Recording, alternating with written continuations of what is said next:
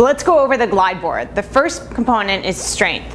So if someone's doing, let's say, a low chest press, like Jeff here, so if he's moving through, and I feel like he might need a little bit of assistance, we use something called self-spotting, or I tell my clients, can you just put your feet on the floor and just give yourself a little bit of assistance. Now with the power tower, I can easily adjust while he's moving, but sometimes we don't want to do that because we might want to transition into another exercise. So it's a really nice way to accommodate for strength right away.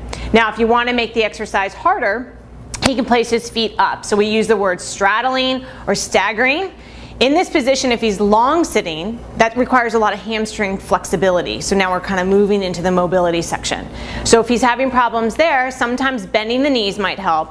I often find that people might grip with their hip flexors, and this actually changes more the stabilization requirements. So oftentimes when I'm working with my patients, I'll have them straddle and just have their feet up off the ground. So one of the nice things is we're going to transition to back rowing. So I'm going to have you stand up and you're going to turn around. When he goes to sit down, he'll anchor down, as we talked about earlier, and then he'll start just with a simple rowing maneuver. So a lot of us have hamstrings that are a little bit tighter. So in this position, if I was focusing more on the alignment of the spine, I'm going to use the fact that this board moves up and down. So place your feet down, anchor down for me. And then I'm going to stand up. I'm going to bring the board up to either parallel, or I can even encourage him to go more into a neutral position, if not an anterior tilt, and have him be performing the exercise here. It feels very different in the body. So think about the fact that this board moves and how I haven't changed the exercise, I haven't changed the force required, but I definitely have changed the stabilization requirements. So moving on from that, I'm going to have you anchor down and stand up.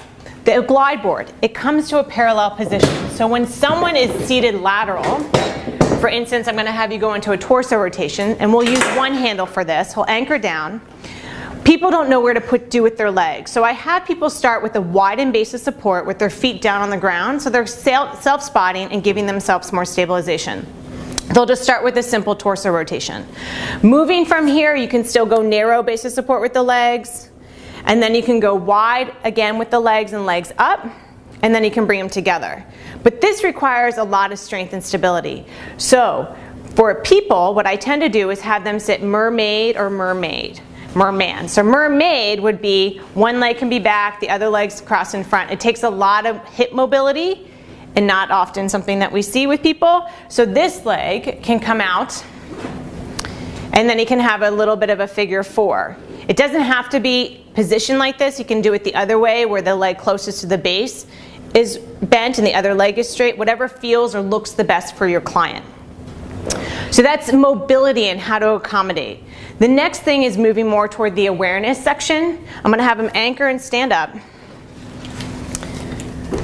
One of the beautiful things is that you can take the total gym and you can take an exercise such as the plank and really kind of build upon it. So let's say I'm going to bring this down, and I'm going to have him move to where he's going to be in a push-up position.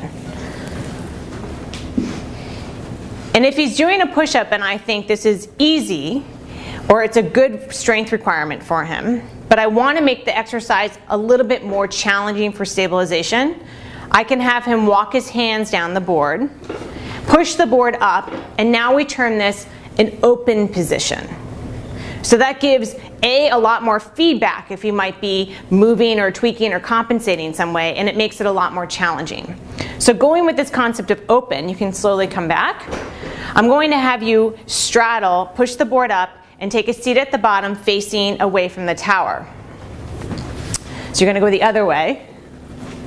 We're making it realistic for you. There you go. Push up, and you're going to go into what we call a roll up. So I'm going to have you stand up and sit at the very edge of the Glideboard. Your feet will go right at the base. And I love this for the fact that this allows for some proprioception and some awareness of what the pelvis is doing. So let's say we're going to work on a roll up. So we have people roll up and down. And oftentimes we see a hinging happening at the spine. So I'll stop someone and I'll have his hands come down just a little bit.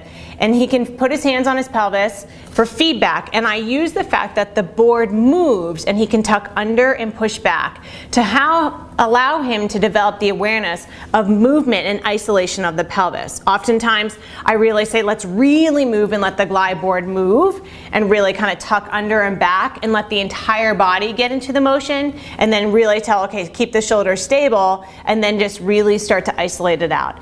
It's nice because sometimes a ball has too many components. It requires lateral, anterior, posterior stability, and this just can take away one of the components and really allow someone to develop that awareness of how to move their pelvis. So the last thing I want to go over is the fact that I'm going to have you slowly stand up. I'll stabilize the board for you. Is that the board, again, comes up. And I love, love, love this feature. Because oftentimes, we are working with planks and for shoulder stabilization.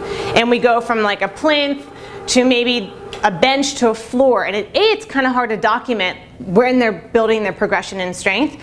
But what's nice is that I can build this all the way up, and this will help segment our way into when we discuss the tower and the incline. But the fact that if this is too narrow of a base of support when doing your planks, you can now move to this position, and now they have a nice array and a nice space where they can move, and they can do staggered position, and they can then accommodate for any restrictions in the shoulders or any mobility or strength requirement or strength limitations. So that's the glide board.